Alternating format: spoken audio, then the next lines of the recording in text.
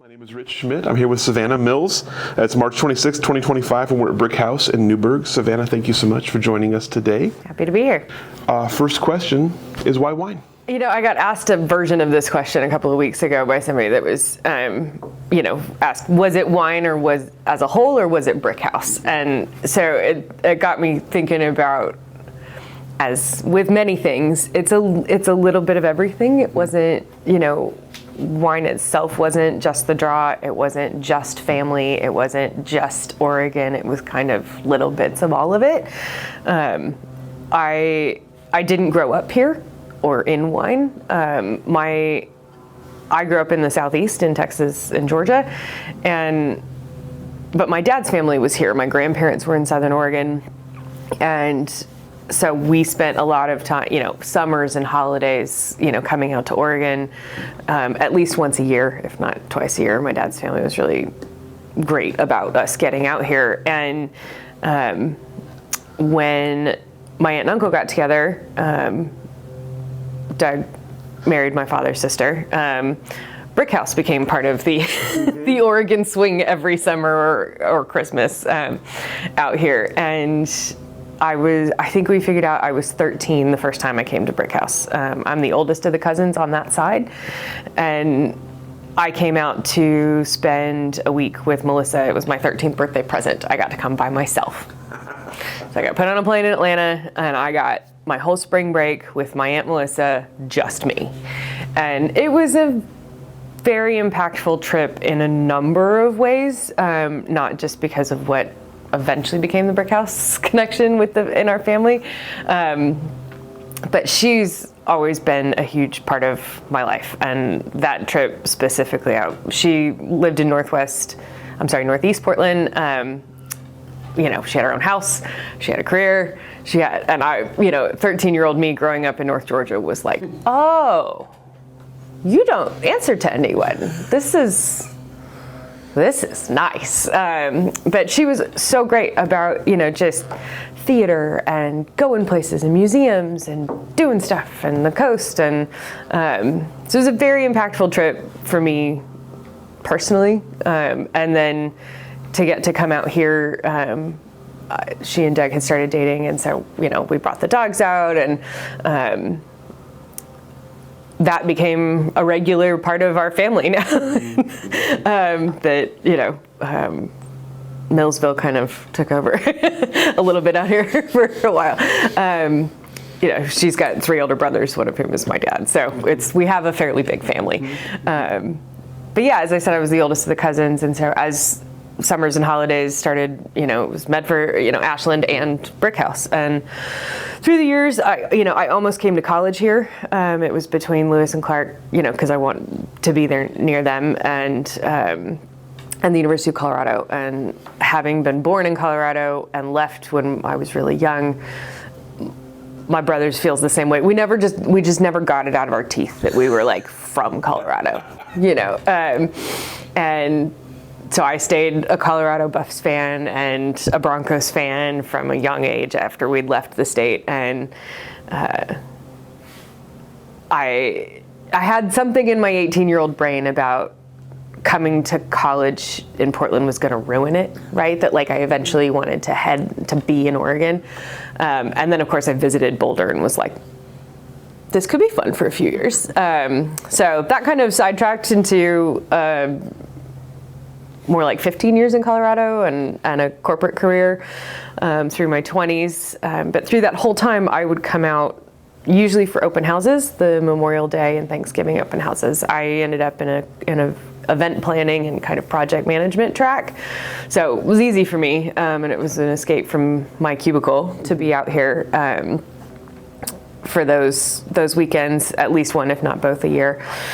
And it just kind of was always humming that I had one foot here, and one foot in Colorado. So it wasn't just wine or just Brickhouse or just the family connection. My mom and stepdad had a family business that I didn't go into.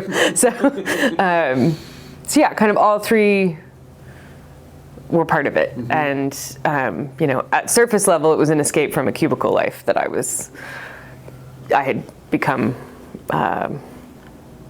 very unhappy with, and was, just not a fit, I think, for the long term. So when everything kind of coalesced into, or the stars aligned in 2013, that I sold my condo, quit my job, and moved. Come back to that in a minute. I'm curious. So let's talk about kind of pre-wine career. When you went to Boulder, what were you thinking you might do, and what did you find yourself sort of focusing on? Ski. I thought I was going to ski a lot, which I did. No, I had gone to a small private high school, and one of the appealing things about Boulder was, it was out of state. I was pretty dead set on leaving the South. So once I got permission and was given the privilege, financially to leave the state, it was one of the only bigger schools I applied to, and I liked the idea of getting that experience, and going to college at a small private institution. I had just come out of that world, and wanted a little bit broader of an experience. And Boulder's beautiful, and it's Colorado, and I just wanted to spend some time there. What ended up happening was late fall or early in my freshman year, for many years, I think nearly 60 or more, there was a conference that used to take place on the university campus called the Conference on World Affairs. It was a very special institution, and I had the good fortune of falling into being part of that. Mm-hmm. So that was really my education at CU. I did end up with an international affairs degree, in part because of the people I worked with and the interest in that. I was a big, this was the era of West Wing, and we all thought we were going to be Josh Lyman, and so going into internet, I liked the idea of international development, and but I ended up, in planning that conference, I really found and honed a skill set of project management and event planning, and kind of understanding that I get that picture. I know how to sort of triage what needs to happen next, and how you need to know a little bit of everything in event planning. So that's really where that started. And then the other layer of it was this exposure to international development. So I got into the international affairs program, switched my language, and eventually my senior year studied abroad in West Africa, thinking I was going to go into grad school and international development at the time, which did not happen. And why didn't it happen? Life and relationships. I wasn't ready to leave Boulder. I got back, studying abroad your senior year, especially in a place like West Africa. My options were at the time, it was kind of like you take the foreign service exams, or you go to grad school, or you go into the Peace Corps, right? It was kind of those tracks, and I was not really ready to turn around in a semester and go abroad again, the way, what would have been with the Peace Corps or Foreign Service or something like that. So I just took a job in Boulder. I was a corporate admin for a small tech company, and kind of just floated in Boulder for a year. Relationship changed and was ending. I ended up, I was set to move to Seattle to go to grad school at the University of Washington. And we had a death in the family. My stepmom died fairly unexpectedly after a short illness, or I should say an acute illness. And so I scrapped the grad school plan, but still moved to Seattle, and was like, I'll establish residency and then apply then, and get my ducks in a row. Seattle was a hard city. It was to live in. I was in my early 20s. I worked on a small Port of Seattle race with a retail job. Turns out I really don't enjoy campaign work. And I got a job back in Denver. I got offered a position with another digital company, at the time, National Cinemedia, and our our division ran special events in movie theaters. So the Metropolitan Opera program is the most famous or widely known. And I worked on that for quite some time. So making use of movie theater space when, the movies weren't up was the idea of our division, our special events division. So we would do satellite broadcasts, the Metropolitan Opera. We would also do corporate events. So I did that from 2006 until I left in August of 2013. You mentioned obviously turning into a cubicle job and turning into something you were unhappy with. Were there highlights from that time for you? Were there things you pulled off that you're proud of as you look back? Tons. There's there's a lot from that time. I'm so glad. There's skills I'm so glad I have now. Like, I'm very good at Excel. Right? Like, I'm a fast typer. I understand email communication. Like, there's a lot of education from the corporate world that for people who've come to the wine industry as a second career or grew up that you just, or are of a generation that is not digitally native, that are helpful. And it's great to be able to offer that, especially in the early years when I didn't know anything, not that I know anything now, but when I really didn't know anything about wine, to be able to offer some of those structural pieces to the business. I took over our mailing list and moved that out of an antiquated system. But yeah, through the years, my work on the Metropolitan Opera, I was one of the first event specialists in that first season that works on that. And when I mention it, I still get people who are like, oh, my grandmother loves it. She goes to everyone. It was a really underserved audience, and it provided community in a way that we all were sort of shocked by. At the time, we were like, this is working and selling like gangbusters. And it's grown into a very successful program run by a great team. And my best friend basically runs the division, that company now.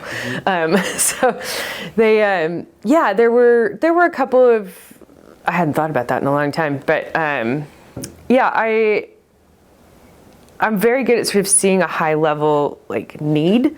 I changed the way we did our theater check-ins and our, which was a technical test that we had to do before every event, and rolled out a program that way. There was, through that time, the business experienced quite a bit of growth, and seeing a small-ish, not as small as this, obviously, but company go through that kind of rapid growth, I can look back now and see where there were some failings that they missed, and where there were pain points in that. Lessons from some good managers and a lot of lessons from managers that were not great, that, inform what kind of manager I want to be today as I start, when I started managing the crush pad and interns and that stuff here. Those lessons are coming up, I guess is the way I would answer that question. Is that, for people who knew me in that industry, I'm sure there's a few other things that we could come up with, but I'm finding the lessons or, from that experience, the more I grow here in this role, the more they start to surface. It's like, oh, I remember that time when, this is a solution to that particular puzzle. So you mentioned spending quite a bit of time with sort of one foot in both places, and having had this thought that you would eventually go to Portland, you'd eventually be in Oregon. So tell me about how you make the leap. What finally causes you to feel like you can make the full leap into Oregon? Well, the short answer is money. So the short answer was I could afford it. So for so I came out to work the 2011 open house, Thanksgiving. And as I'm sure you've been told or recall, a very late, wet vintage. And so when I had reached 5 years with the company, I got a third week of vacation. And so I instead of coming out for the 4 days I usually did, I came out for like 10. And that was the first time production was still happening. And so they still had fermenters going. And so it was my first chance to get on a pair of boots and dig out fermenters and wash bins. And I didn't care that it was, very cold and, 38. It was all sort of new to me. And when that started, something shifted, that 10 days. And, I stayed with Melissa and Doug, and we, conversations over dinner, evolving. My division was about to, the rumblings were starting that it was going to get sold off and be its own company as opposed to a division within the company. And unless I was going to kind of sign on for another ride with that and the new leadership, which the new leadership was intriguing to me, but I was kind of at the peak of what I could do for them without taking another track or, in terms of my skill set. I had been bored along a while. I had almost gotten another job in Denver that would have definitely changed the trajectory of things, but life works out. So I was out to here 2011. I spent, we were topping up like doing cellar things, and then we did the open house, and I cried all the way to the airport. And my aunt was like, okay, this isn't, let's try to see about making a shift, because you can't be that unhappy about going. And I was like, I really am though. When I got to work on Monday, or a couple of days after, Doug had sent me a copy of the Wine Bible and Matt Kramer's book on Burgundy. Wheels started turning. And I had owned my condo in Denver, which I bought in 2006. So obviously after 2008, it was a little bit more difficult, and there wasn't really a market for a long time. So I had been searching for corporate positions in Portland so that I could afford to keep my condo and rent it and doing some kind of math. And nothing was working out. I got a chance to go to China in 2012. One of my best friends from college was living there and ending her nearly 4 years there. I was like, okay, I'm finally coming. So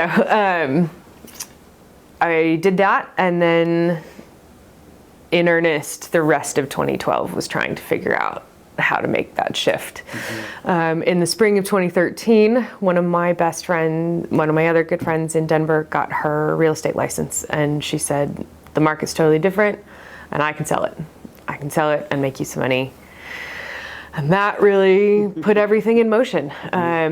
Once it sold in 4 days for above asking, it was the start of just crazy town. And then I was sitting on my best friend's couch, and the realization hit that I can go now, and then I could go to New Zealand, and then I could, and we sort of had to it's time, we have to do this. So I flew out here in June. I was like, okay, I'm about to quit my job. Are you guys serious about the harvest position? And I remember a couple of the people who were working at Bergstrom at the time were here. Travis, who had worked at Brickhouse previously, who I knew, and Carolyn Schoenfield, who's now at Patty Green. We're here. We all had lunch, and everybody said, well, I'm thinking about moving finally, and everybody was really supportive. And so we, in terms of the family, all we had really decided was just harvest, so the money was really the leap. It was, I wasn't married, I didn't have kids, I was fairly unencumbered. So getting, aside from being able to make that financial decision. So once the condo sold, it was kind of a no-brainer after that. So I stayed through the summer to help launch the Met ticketing window at the end of the summer. And I left in August, and was here by September 13th, and I think we picked Chardonnay the next day. Tell me about that harvest. It was interesting. It's an interesting first year. It was. So it was a gorgeous start to it. My dad flew to Denver. We drove. down to my grandmother was still alive at the time, in Ashland. So had a couple of nights with her, got up here, and we started. And, we picked Chardonnay. It was all sort of new and, big wide-eyed. And so when the rain hit, it was also our sales manager's first harvest. Carrie and I have been working together here for, nearly 12 years now. And we just didn't know any different, right? It rains in September in Oregon, what's the big deal? And so, Josh Bergstrom has said the same thing, because his first harvest was 2007, right? If you start with some of these more challenging vintages, you just don't really know any different. And we were at the table, Carrie, me, Melissa, Doug, kind of, sipping whiskey, and they were all, fairly panicked. And Michael Etzel Sr. walks in, "This is the worst fucking vintage." It was just Carrie and I were we just didn't understand the impact on the grapes at the time, right? And knowing what I know now, there are years when you get to make wine, and there are years when the wine needs to get made. Mm-hmm. And that was a vintage the wine needed to get made. And for experienced winemakers like Doug, like Mike, that went, came up through the rainy Oregon years. My husband and I talk about this. We came into this industry at a time where, thank God we got to see that. I know it was difficult, and I know I'm very proud of the wines we made. And that was a lot of Doug and his, thought process and the way he handled those ferments. But we got to see, some cooler vintage coming into it now. Mm-hmm. There's just there's slightly more homogeneity to it, I guess, to the weather. And there's nuances, and there's, still, but, when you look at 11, 12, 13, and 14, right? Those are, and I was, when I started in 13, we were selling 11s. Mm-hmm. So, and moving into 12s. So we got that, we at least got to taste those wines. And I did get to see some of 11, and I'm grateful for the context of working the 2013 vintage, I think is how I would put that. Mm-hmm. It's, I didn't know, mm-hmm. But looking back, I'm so glad to have that context and knowing what could happen. And viscerally what that looks like, what changing the crush pad and bringing out the extra sorting table, what it logistically looks like to change what you had expected to do mm-hmm. in the middle of a harvest is lodged in my brain, right? Even if I didn't quite get it mm-hmm. at the time. Mm-hmm. Mm-hmm. But otherwise, it was great. We had an absolute blast. So blissfully unaware, we had a longtime friend of the farm, Liz Curtin, was here working with Carrie and I, and it was, punch downs 3 times a day, and it was just, sort of the first foray into the whole harvest day deal. And I was living here. I'd done it. I'd moved to Oregon. My head was in the clouds, and we had a friend who had worked here before. And moved to New Zealand, met her husband and had a couple of kids. She was back in town, and I floated the idea of going to New Zealand, so she helped me out in terms of contacts. And I was too old for the working holiday visa, so I had to be with a bigger outfit that could sponsor a true winemaker work visa. So I ended up at kind of a big Sauvignon Blanc factory, which was fine. I'm glad I got to see that end of it once. I don't really have any desire to ever do that again.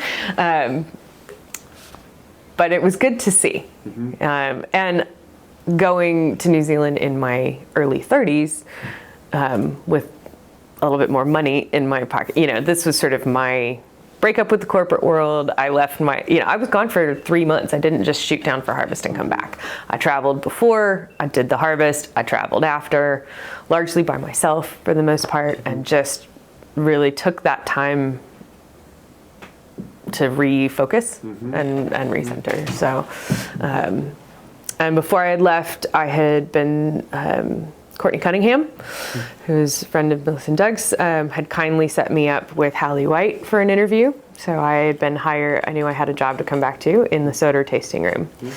And so after New Zealand, so this, all part of the 2013 memory for me is just the roller coaster into the industry after that. And it was a busy couple of years. We went, so I went to New Zealand, I came back, and I went to the Soder School of How to Sell Wine. It was an amazing summer. It was, there were like 15 women working there. I just moved here. I had no friends.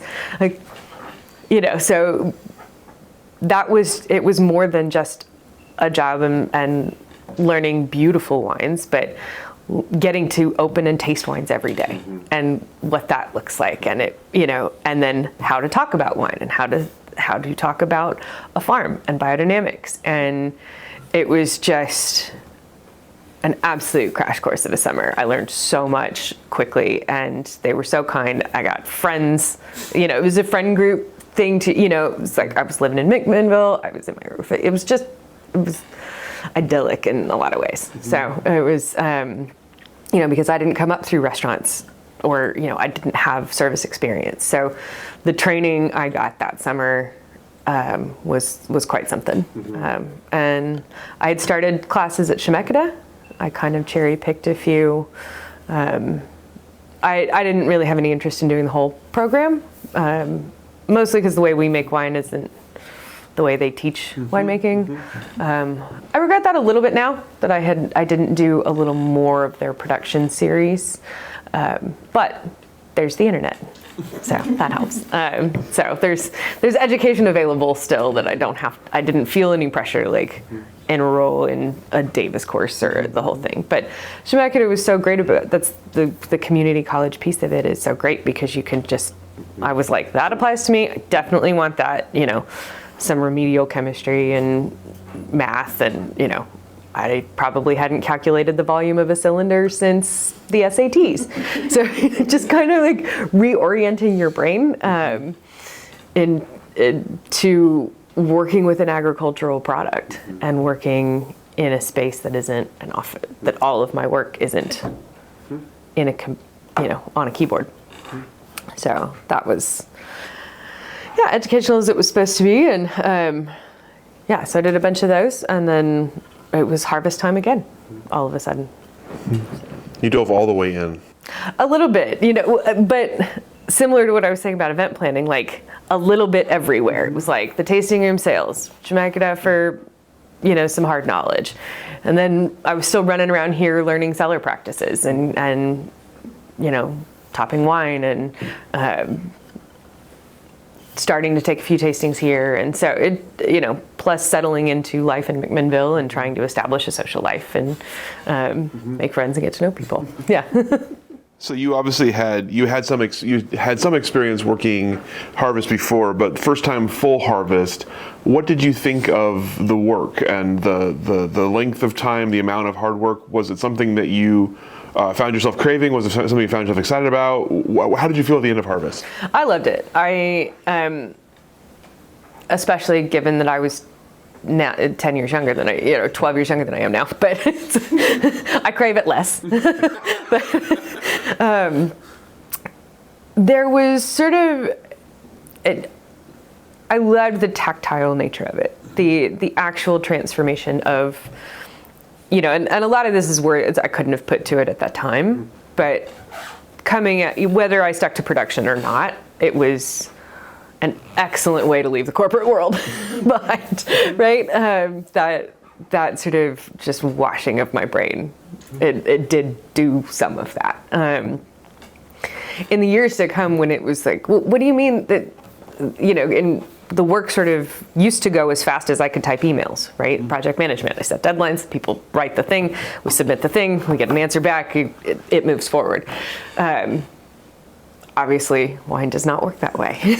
And working with an agricultural product does not work that way. So once I had, I figured out how to give myself over to that and be efficient where I could be and make the changes where I could, that and then sort of leave the rest to what it is, you know, and not try to overschedule or over control the pieces that are subject to the whims of nature. That really helped clarify how I liked being in this industry and what I could do here in this company and in this space. The physicality of the work was a welcome relief, and change from the confinement of a cubicle for sure. There was sort of weird thing. My eyes stopped getting worse. I wear contacts, you know, because I wasn't in front of a computer. You know, we all are now conscious of screen time and what it does to your body, and that was my whole job. So it, like I said, whether or not I stayed in production, it would have been good for me. But I did. I do like it. I grew up camping and hiking, you know, in an outdoorsy family, and so that piece of it I found refreshing. And I often make a lot of analogies to cooking with winemaking, and so it's the transformation of the grape into wine is still sort of endlessly fascinating to me, right? Like it's, you know, it's like grain becoming flour, or you know, it's pretty astonishing, and it's ancient, which I love. So yeah, the physicality of the work was that harvest was harder. Compared to the way it runs now, I can't help but think about how hard that harvest was in terms of, you know, the equipment we had at the time, and you know, there are things that I changed through the years as soon as we could, and so it is easier for our space now. The work is not as time consuming or as physically demanding in terms of like cleanup, because we've got different, you know, equipment now. So when that lens never escapes me, right? The sort of logistics piece of it, I think back to those long days and think, but that was the equipment he had, you know, that's what we had. And it just took as long to clean as it took. But I'm relieved that we have improved that now. So. Another case where ignorance is bliss, right? You just don't, this is how long it takes to clean. It was what it was. And then, you know, it wasn't until a few years later, it was like, oh, okay, we're going to put that on the list. So over time, it's gotten easier. We can do more with less people. I don't know, that certainly hasn't made the physical demand on me lighter, which is a little bit counterintuitive. So we're going to have to figure out how to hire staff appropriately. We've had lean crews the last couple of years, but it's manageable. And I still enjoy that. In part, the second part of the answer to your question is because it is only a season, right? I like doing sales because I don't have to do it all the time. I like doing cellar work because I don't have to do it all the time. I like harvest because it only lasts this long, right? It's the ever-changing nature of at least my role here and what we're working on and what we're doing keeps it interesting to me. Excuse me, I don't want to do one thing constantly. I think that was part of the drain of the corporate world, and the only thing that kept me going for so long is that I had renewing projects.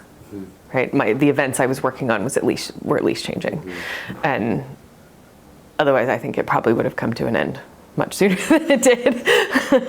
But yeah, so it's I like being on the road and traveling. I like doing industry. I like doing market work for when that's required. I like doing tastings here through the summer, and then by the end of it, I'm like, cool, I'm going into harvest prep. I don't want to talk to people anymore, right?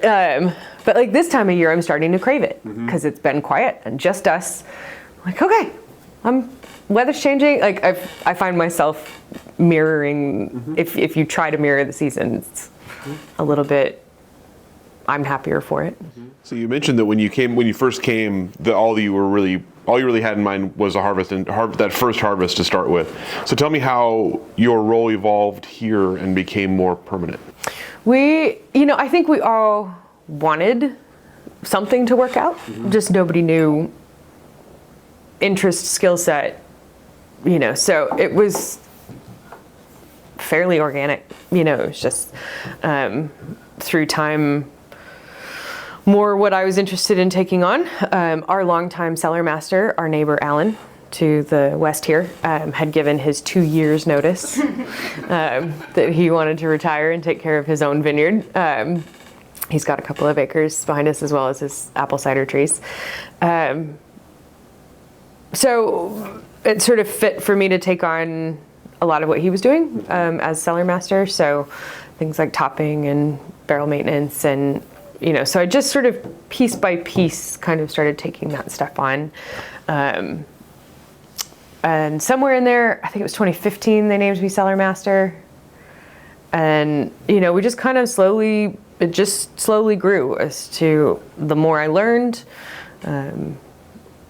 took over running the bottling days and more tastings and, sort of staying underfoot with Doug at Harvest. And then in 2016, when I took over the forklift duties at Harvest, which is here kind of the way it works, the forklift sets the pace because it's weighing fruit and it's feeding the crush pad of the bins. And so that really expanded my understanding, my role, like what fermenters are coming next, the logistics piece of that sets the tone of the day. And making sure it runs efficiently, which is something I care very deeply about. So part of the, minimizing those long days is running efficiently. And that means people are getting more sleep. We are safer because we're getting more sleep. We can do more for longer, in terms of the whole harvest because we're,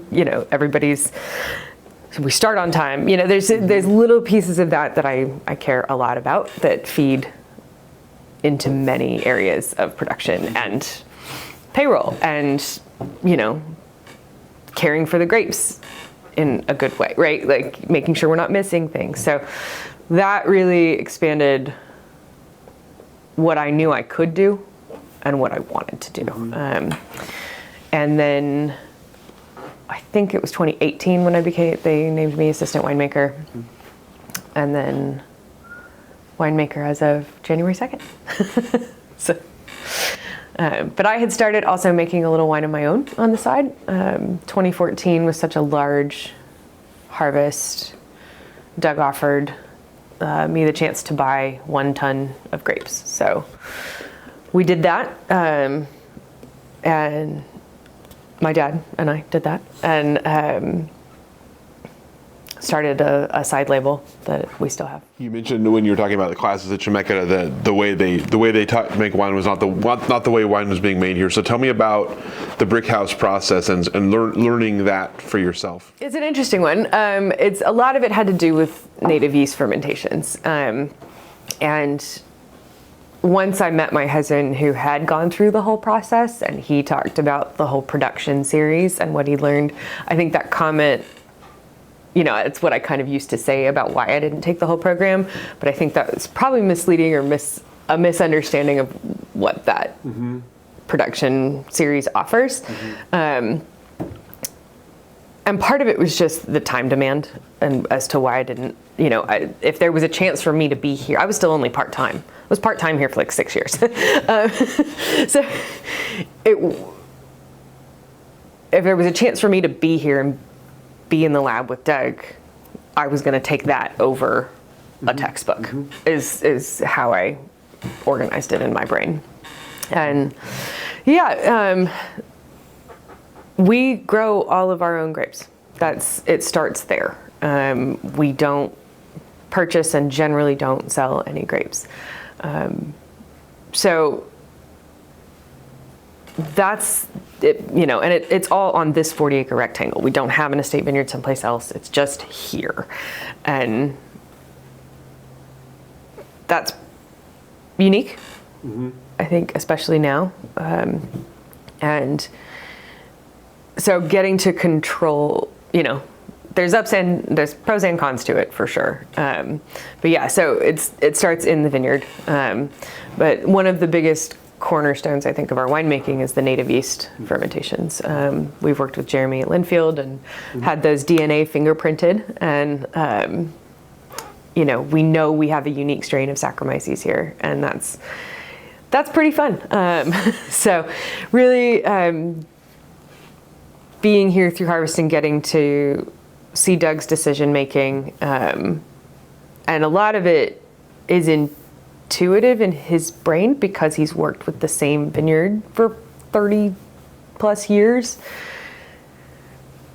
It's, our note taking and our record keeping, you can see the bookshelf of the red, isn't the most formal of processes.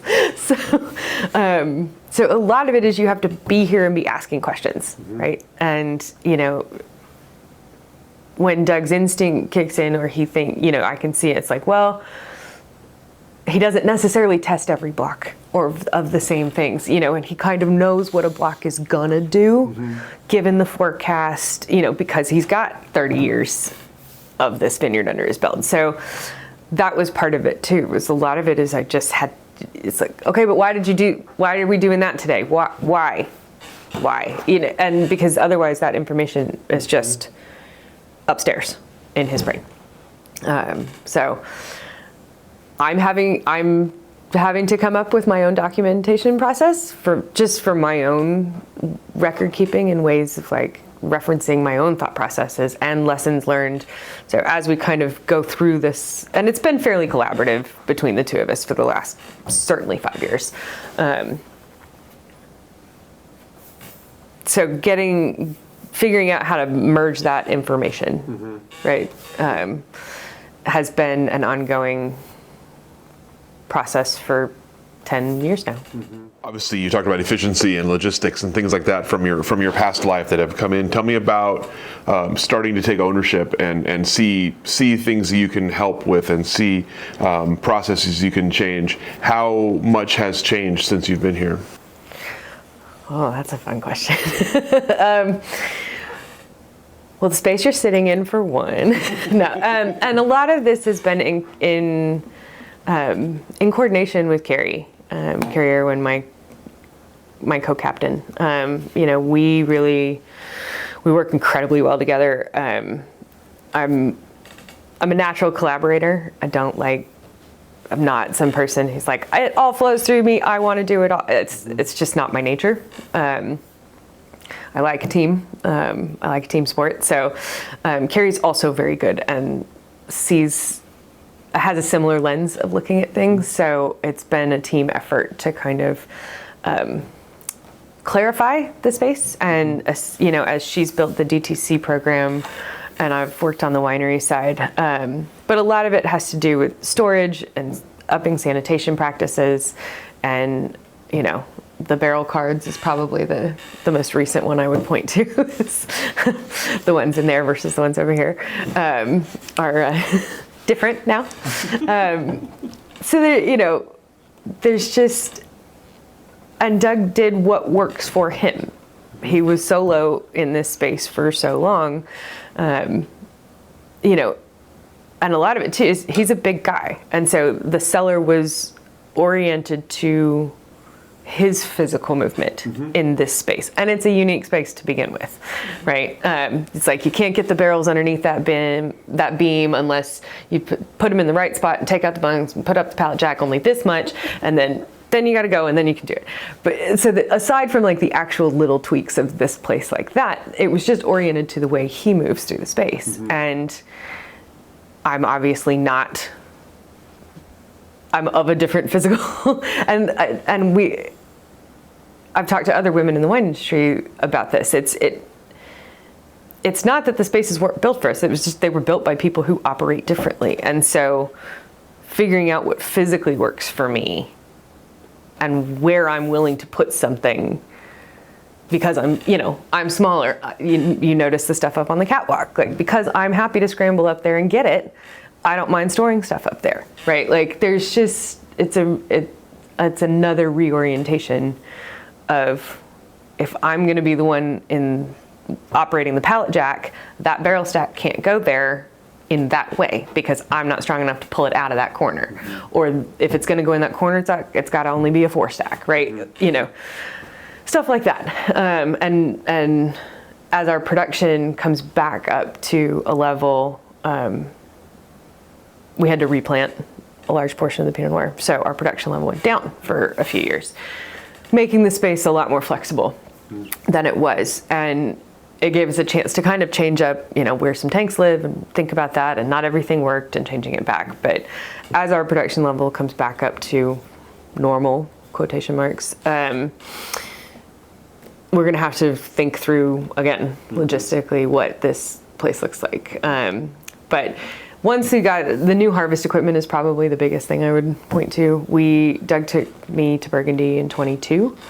Our harvest was later and theirs was early, which happens like once every 10 or 12 years. I think the last time was 2011. Doug went. The Etzels went, we ran into Ken Paolo there, you know, just kind of a good contingent of Oregon, ends up running around Bone. So, and so we were there 3 weeks for part of the Chardonnay harvest, and every cellar I was in, they're all in ancient buildings too, right? Because that lens is sort of embedded in me, looking at how everybody operates in old structures. Unless, you know, of course, they're brand new built wineries that are massive and gorgeous, but they were also purpose built, right? There's just, the Burgundians don't underfund what they need. And aside from a handful of places, it's not ostentatious. At least the places we visited weren't. There's nothing too showy. It's got a purpose. Where it lives in the cellar is there for a reason, right? And so I was sitting in the Amsterdam airport on the way back, doodling in my notebook, and Doug leaned over and said, "What is that?" And I was like, "I'm redesigning the crush pad." "How much is that going to cost me?" "We don't have to do it all at once." And he just kind of laughed and was like, "Okay, later." So that fall when we got back, we tried one piece of that, which was dropping the height on it, getting the desummer on a different frame. And then in 23, we purchased the other pieces of it. And so once that happened, the last 2 harvests have been pretty mind-blowing in terms of logistics. And so that allowed us to, we have a big tank on the crush pad that we used for fermentation that we've never used before, because we can move the sorting line. You know, it made the whole crush pad modular in a way that it had never operated. So that's probably the biggest. And you know, certainly tiny little things here in the cellar, but yeah, that being able to move the crush pad in a way has freed up a lot of our creativity. It's open, or I should say, it's opened a lane of creative thinking in terms of how we want to process fruit, and like where we're doing whole cluster and why. And that's been a big change. So let's talk about the 40 acres a little bit. I'm curious about you getting to know them in a way that Doug has known them, and about sort of uniqueness, either in terroir or in practices. What is special about these 40 acres? I love the rolling, pitchy nature of our vineyard. It's not one rectangle on one slant, right? It's every single block has got nooks and crannies in it. And when you don't purchase fruit from different places, you don't have different soil types, different elevations, different clones. It is what we have. So it's a huge factor in creating those blending elements for us, trying to tear apart the vineyard that way a little. But as we replant, you know, we get the question occasionally, you're used to, that it's like, are you going to expand? Are you going to buy stuff? It's like, well, we did. It's just here. We just, we had to redo, we did plant a new vineyard, right? It's, you know, it's nearly 9 acres of Pomard that had to come out. And so, might actually be more than that, but we're getting to know a whole new vineyard, right? And they're grafted, they're young. The climate is very different than in 1990 when those plants went in. The expense of it is way different than it was in 1990.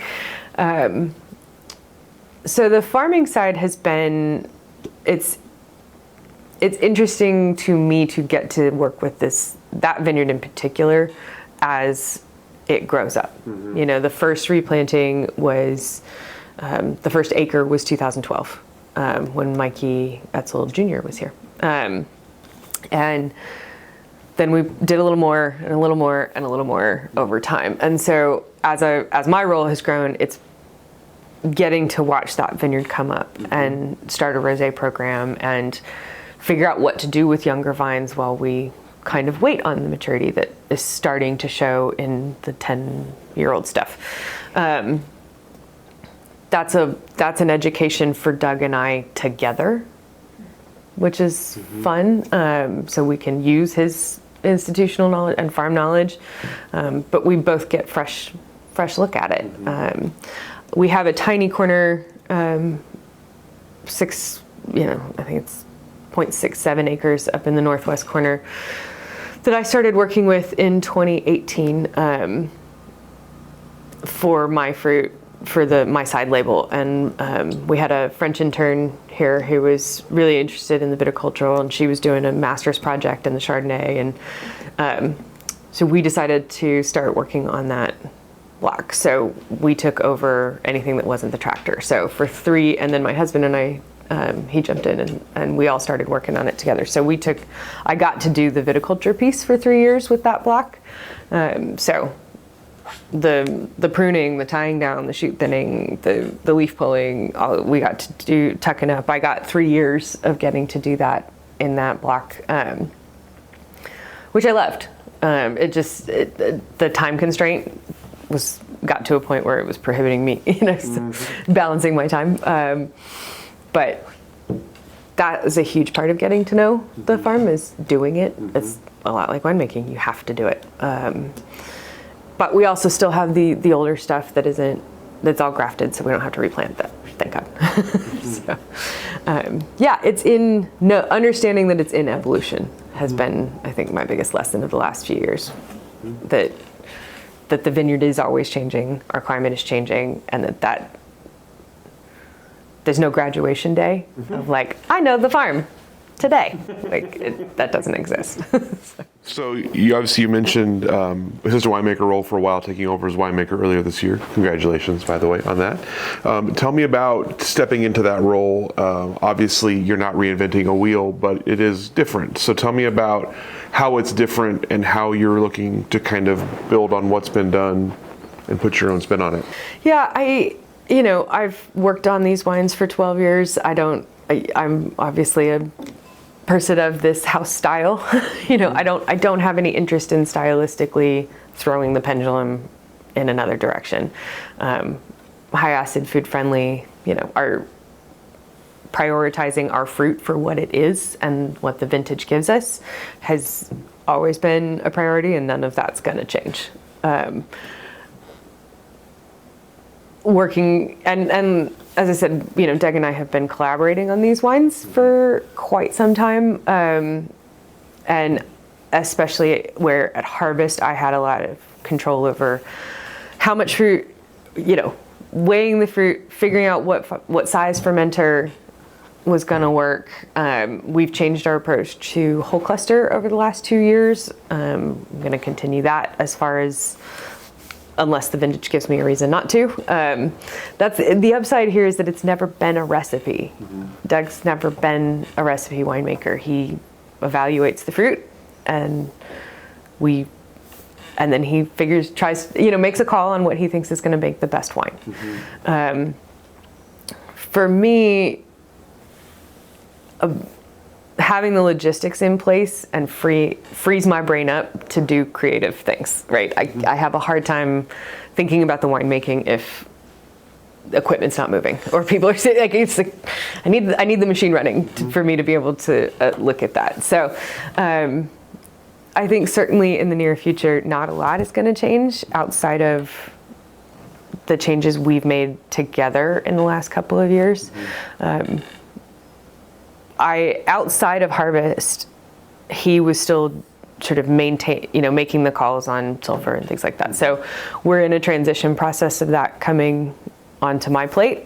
Upgrading the record keeping is high on my list, and that's mostly a self-interested thing, so that I have references of my own, and for both of us to be, to kind of put down what has been done and what just tighten that up is going to help, especially as we get more and more fruit on. We've got a couple of acres of Gamay that aren't producing yet. I got to figure out where to put that, so that's going to be fun. But coming up, we're making 3 tiers of Gamay and of Chardonnay, where I largely got to drive the blending with the reserve, the reserve of the 2023s. And I've always had a voice, certainly, but being the driver, that was my first foray into that, and that's going to continue to be an education. And whereas the blending, he and I sort of did preliminary stuff over here, and then he would go present them to my aunt. She would send us back, say, what about a little, and so we would go back to the drawing board. So taking that process out of the dining room over dinner and bringing it over here, and a little bit of testing myself. One of the things we did this year was when it was time to bring in kind of the whole team we had sort of 3 options, slightly tweaked differently. And so we double blinded myself. So I made sure that, removed my bias and making sure that what I think I know, I actually do believe. But my husband has also been a huge influence on my winemaking. He's a talented winemaker that's worked harvest with us several times, and working with people who've been in other cellars, because I haven't and Doug hasn't, is one way I really want to make sure we're continuing to keep our eyes open, and it's not just cellar palette, but like cellar operations palette. So really, there's some immediate goals, and none of them are changing up the style. A lot of it's still shoring up the building. Would really like to paint, so a few things here and there, but figuring out how to handle this the new fruit that's going to be coming on in the next 3 years. We've got to start setting our eyes a little bit forward, and I enjoy that process quite a lot. A whiteboarding session, if you will. That's kind of got to start getting mapped out, right? You mentioned whole cluster. Tell me about that. So in 22, when we got back, part of the reason we made the first change we did was try to experiment with layering whole cluster, which we didn't love. And so what we did in 23 and then continued in 24 was basically to say 100% or not at all. And this coincided with, I attended the Pinot Noir Day at the technical tasting, and I was at a table with the whole cluster rubric, and we all agreed the stuff that was 30, 40, 50%, the stemmy tannins, like it wasn't an enjoyable mouthfeel. We all loved the stuff that was like 90 and 100%. And through the years, whole cluster has been sort of the intuitive cook, at his discretion. We did a little bit everywhere, in varying percentage depending on the vintage, and much less if it was like green tannin. We don't want that. But so and then the research paper came out that there is a compound that contributes sweetness that's coming out of, in terms of whole cook, as I understand it, chemistry is not my strong suit. You kind of have to get to like a critical mass before it contributes that sweetness. And so designating the smaller fermenters, doing 100% whole cluster, you get a, cooler fermentation, and then preserving the freshness of a whole destemmed ferment, right? As these years get, the temperatures, the years aren't quite so different as they used to be, getting those, so figuring out blending elements, as I was saying, where can we pull the vineyard apart? Where can we stretch out picking days? But if we have to pick the whole block at once, how do we differentiate that fruit in a way that's still true to us? We're not going to throw 40% new oak on one section. Like, that's just not our deal. The whole cluster is part of the plant, which is intriguing. Renee Coulter and I had talked about this, that there's structure there that's part of the plant, part of the vintage. Now, I reserve the right to change our minds. If we get a hot vintage and the stems don't lignify and it's green tinted, we may change our minds. We own our stuff. We're able to do that. But we're getting, the other thing is the whole cluster, it helps the cap stay kind of in that lattice structure. So you can do a longer post-mass. We've dropped our cold soak on the front end. So there's just, I like the way it comes out, and it's more of a blending element. It's more its own thing, and then the destemmed fruit is its own thing. And you can do oak treatments, sort of figure out where you want to add your new oak in that, and then you can blend back up. And so you don't get a little bit of something everywhere. It's like you can take, this is a whole cluster in a new oak barrel. This is a whole cluster in a neutral barrel. Here's destemmed in a new, and here's destemmed in a neutral, right? Like you can, pulling those ferments apart and letting them be exactly what they are has, I think, helped our blending. It's worked really well with the 23 and 24 vintages. We'll see what the future holds. So you talked earlier about sort of management style, and obviously taking on more of a management role as you've been here. Tell me about now, as you build a team, as you run a team. Tell me what you're looking for and how you're trying to run the team. I have been blessed the last 3 years. Actually, 5. Honestly, we've been able. I've had very forgiving people come through. Who, in a phrase, what I told Haley, who I just spoke to last night actually, who was here in 22 and 23, I want to give away knowledge. I don't want to hold on to anything. I don't want, I think the kids call it gatekeeping, but whatever. It's like, I want everything you know. If you've been in a different cellar and you know how to clean something differently, or you know how this chemical bath works, tell me everything. What is the tweak that you know? And Oregon is incredibly collaborative that way. I've found, the women winemaker friends, not just the women, but that tends to be who I call first. I don't know why, it just is. But in terms of building the teams, in 2020, we were very lucky to have friends come back and get us through a very difficult vintage with great attitudes. And in 21, my cousin Chloe came back and helped us, and she's an incredibly experienced cellar hand. So it was really, after a harvest in New Zealand and several years in California, it was really great to have her come back with fresh eyes.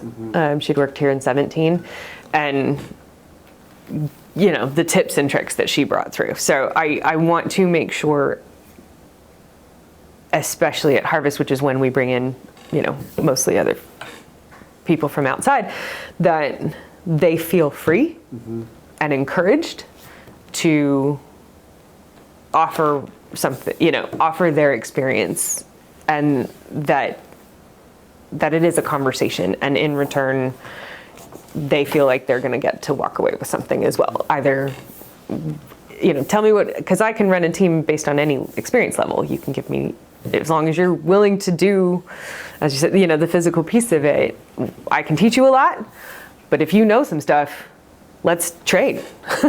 Let's do it. And I want to make sure that environment stays open, and that we're not that's the way it's always been done. Obviously, we're not going to change, no, we're not bringing in commercial yeast.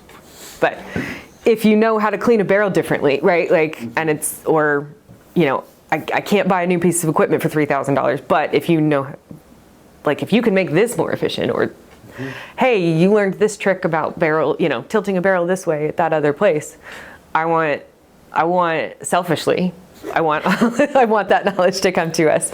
But I also want to offer all my tips and tricks too, and set everybody up for success, and make sure that they get to have an impact on these wines, and that they feel good about their impact on these wines. In 2024, the team was myself, my husband, and Matthew Hawkins, and who has a ton of experience, and a ton of experience working in BD Vineyards. So his impact and willingness, because I was, in 23, it was clean it or fix it, right? As we find, if it's broken, fix it or replace it, clean it, we just shore it up.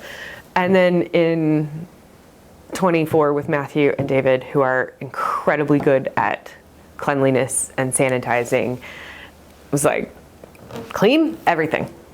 Everything. If you see it, you don't have to ask me, just do it. And so we had just finished culling a lot of barrels, and so really having the space and time, because our other equipment got upgraded, it's what's next? Okay, barrels.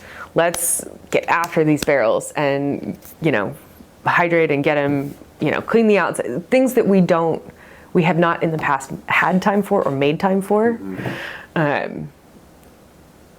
And the lead up to the last 3 years has really been educational for me in terms of, I got lucky in these folks, but how do I cultivate it going forward? So the answer to your question is, I've really enjoyed the way we've worked the last 3 years, and that is my challenge, is to go forth and hire and create and curate that experience where people here are having a conversation and they feel. And even if you have no wine experience, as we talked, you can offer something else, right?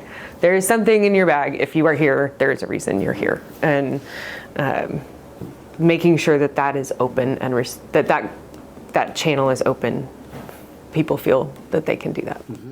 You mentioned, obviously, biodynamic vineyard. I know it poses some unique challenges. I guess in your case, you haven't seen the other side of a non-biodynamic vineyard. So, but I'm curious about, in terms of both from your work and from your team's work, what are the challenges specific to biodynamics, and what are sort of the tools and tricks that you use to get out ahead? Prevention is key. That's, the biggest tool in your box is not letting a problem start. That's, a lot of where chemicals and corrective action comes in, because you already have a problem. And so the best, and that's part of where the sanitation piece for us, really upgrading and making sure, and this is where, me not going to Schmidt in that program fell short, right? And not having worked in another, really for any extensive time, another cellar. So going out and figuring out what is covered under our certification, what can we use, what do we just prefer not to. In terms of the vineyard, Doug largely manages that with our management company. But again, it's prevention. There are also a lot of bioderivatives and things that are available now and are approved under our certification that didn't exist in the 90s when when botrytis gets nuts. We didn't have the eradicants that we have now. So in terms of the farm, it's prevention and making sure that we're walking and we're looking and we're paying attention and and that's part of the setup here is they live here. I live 7 miles away. We're here. You can't phone it in. I think is the biggest part of organic and BD farming is that your eyes are here. We don't rack by the moonlight or the lunar calendar. And I'm not mocking the calendar. It's just we don't go to that piece, that degree with that piece of it. I often describe biodynamics as a yoga practice. There are years, where handstands are in your practice, and there are some days where it's just all you can do is get on the mat and get into child's pose, right? Like we're obviously always doing our basics for certification, and then it's a question of what do we have time and money and interest, what does the farm need that year? A big portion of what we're focusing on this year is the garden. That had to get rebuilt and sort of reworked, and we're rethinking how, the fence was rotting and all that. So like this year, that's a huge part of what we're thinking about in terms of biodynamics and the farm. In the winery and in the winemaking, I got asked this question about Doug and what got him interested in organics last week at a dinner. And the thing is that lens is much like my logistics lens. The organic lens is installed behind his eyes. Like it is not an option to remove, right? Like it just is their philosophy to this farm. They are stewards of this land. They don't, on paper, they own this land, but they don't own it, right? They are part of the ecosystem here. We are part of the ecosystem here. And as long as we're looking through that lens, the challenges that arise aren't because we're farming biodynamically, they're farming challenges. Does that make sense? And you fix them, you tackle them, you change, you do whatever you can do. But that wheelhouse for us comes pre-installed in their philosophy. So you talked a little bit already about sort of the collaboration in the industry, and especially sort of finding your people in the industry, finding your cohort. I'm curious about your sort of initial impressions of Oregon and the wine industry when you started to get into it. What did the industry sort of look like at that time? Who was here and what were the wines they were making? And how has that changed? My scope is going to be fairly limited on this. And, I was, especially in those early years, so interested in getting personally established, right? Like, I had a robust group of friends in Denver and an active social. I'm very much extroverted, so I'm like, what do we do? And so that summer, I started a tasting group, actually 2. In 2014 because overachiever. Actually, over-organizer is not overachiever, over-organizer. And a lot of my exposure to wines was with that and through the team at Soder. The education of getting to taste those wines every day all summer, and a lot of what my lens of the industry looked like was through Melissa and Doug, whom I was living with for the first year I was here. So my circle and my impression of the industry was also very much influenced by their circle and their impression of the industry. So it's no secret that he and Mike Etzel are close friends, and Tyson Crowley has worked here. John Groshaw's a family friend and worked here. Jim Prosser. So a lot of my early exposure in wine,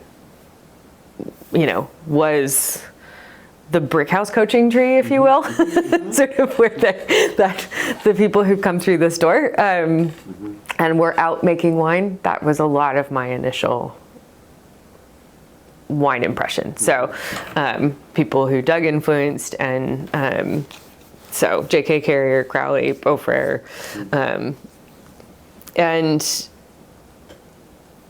then let's see, who else was in that tasting group? And so I've remained for Tress Burns. We followed his wines. There's kind of who was making wine around me. I'd met Tracy Kendall at that point, who I think she was still at Adelsheim at that time, following her wines. And so that's early on, that was a lot of my circle was, it was young. If it wasn't one of Doug's friends, it was generally, you know what I mean? Like generationally, I was getting connected with a lot of younger winemakers, which was really fun and intimidating, but incredibly welcoming. I'm sure you have found that the collegial nature of this industry is not a put on. People were generous with their time and their knowledge, and still are. That piece has not changed. The industry's bigger, still younger, which is great, and getting younger than me, which is great, and though a little weird, because I'm just getting to an age where I'm like, oh, you're young. Like 10 years ago, in my early 30s, like my 20s weren't that far away. But now it's like, okay, I'm hiring people in their 20s, and this is different. Yes, it's bigger. I probably have a naive sense of, or naively positive outlook. I know it's hard out there right now. I know it's tough. But I have this sort of, are we packing it in? If the answer to that question is no still, then I've got work to do and people to see and wine to taste and one foot in front of the other, right? Like we're doing the things that we need to be doing in terms of us here in our team, but I'd like to think the industry as a whole too, but so I have a harder time living in the doom and gloom. Not that I'm naive to what's happened. I know it's tough and finances are tight everywhere. But again, if the answer to the first question is still no, then okay, then what are we getting after? So I'm encouraged by the fact that the industry is younger.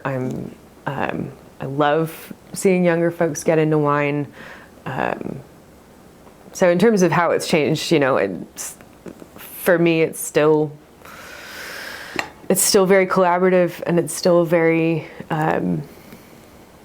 fun. It's still great to see my friends and taste wine together. So that I'm holding on to those pieces for sure.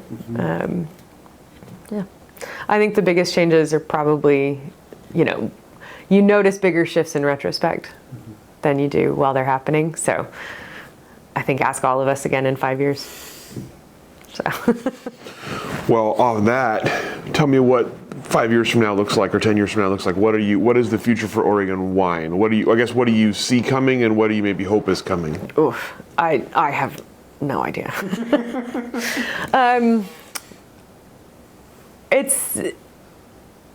I think predicting the future is always a tricky business. I like to think that it's strong. In 5 or 10 years, that the Oregon wine industry will remain strong. There's going to be contractions and expansions, maybe where you don't expect them. I'm hopeful we'll still be here in 5 and 10 years, and doing everything I can to make that a reality. And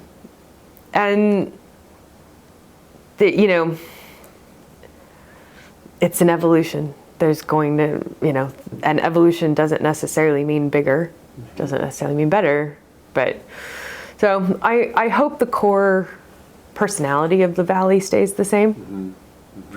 And the grape plantings are going to shift and change, and we'll continue to learn things. I hope the inquisitive nature of the Valley stays the same. It's going to be an interesting time because there's a lot of, the Wild West that got established 50 years ago. A lot, not just us, are going to have to figure out transitions to what's next and what that looks like. And for some people, that's going to be a larger entity. coming in. For some people, it's going to be a family transition. Some people, it's going to be look like a whole new thing. So I hope for our industry that, that through those transitions, as we kind of get through this phase, I think the timing of it, that the core personality of the Valley remains. A hopeful, sharing knowledge, collaborative one. Let's talk about your future a little bit then. Obviously, you've mentioned that sort of you have some short-term goals, long-term goals. Tell me about sort of things on the horizon for you that you're excited about, either in wine or outside of wine. What's on your horizon that has you excited? I think I'll probably have a better idea of what that looks like at the end of this year. Got a lot of things in this building that we're excited about. I'm really excited about the 24 vintage and taking care of those wines and making sure that they get to bottle in as best shape as we can put them there. That vintage, both the 23s and the 24s, I'm incredibly proud of. And I had a larger hand in those than, not that I didn't have a big hand in the previous ones, but I've had the largest impact on these two. So seeing what those look like in 5 years is going to be fun and telling. So that's on a long-term horizon. My husband and I want to take our 10th anniversary trip to Japan. I am, the next 10 years, there's going to be a lot of family changes for us. There have been, some of those in the past, but I think, as, I'm one of 3 siblings and everybody's kind of got a lot of things going on, kids growing up. And so it's going to be interesting to see what that looks like over the next decade. My youngest niece is 4, so for her, I remain hopeful about a lot of things. But yeah, I've picked up a couple of hobbies, weaving baskets and textiles. So that's kind of a nice downtime creative activity that gives my brain a break from wine. I like puzzles and that kind of thing. And it making sure that those breaks happen and I can come back fresh. So making sure that I don't drink from the fire hose over the next, and taking, the word and the role, this business needs different things at 35 years old than it did at 5 and 10 and 15 and even 20. So making sure that the horizon is a perspective I keep, right? That the wider angle lens remains. I think that's going to be important for all of us over the next future. But yeah, I'm about to turn 43 and I'm pretty excited for the next 10 years. I think there's, like I said, yes, the doom and gloom. That category's over here. I know. But, I like to travel, get back to traveling internationally, and keep after making the best wine I can and taking care of my people and meeting my values. Solid goal. I like that. It's a good goal.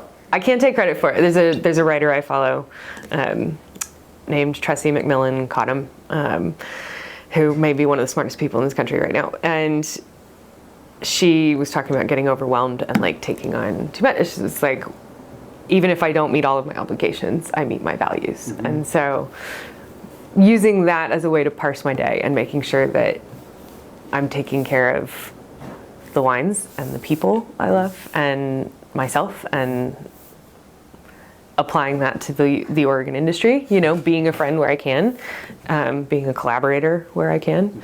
And that's a lot of that is going to, like I said, I think I'll know a lot more at the end of the year, what this role is going to look like and what our business is going to look like and what that necessitates, and making sure that it also incorporates travel and room in my life to keep an open mind. All right. That's all the questions that I have for you. Anything I didn't ask that I should have, or anything that we didn't cover today that you wanted to cover? Oh, I don't think so. That was Thorough. thorough. Thorough. Good. Pretty thorough. That's what we're looking for is thorough. Got it. Thank you so much for taking the time, sharing your story with us, sharing this beautiful place with us, and adding your story to our collection. Our pleasure. Thanks for coming, you guys. Thank you. We'll go ahead and let you off the hook.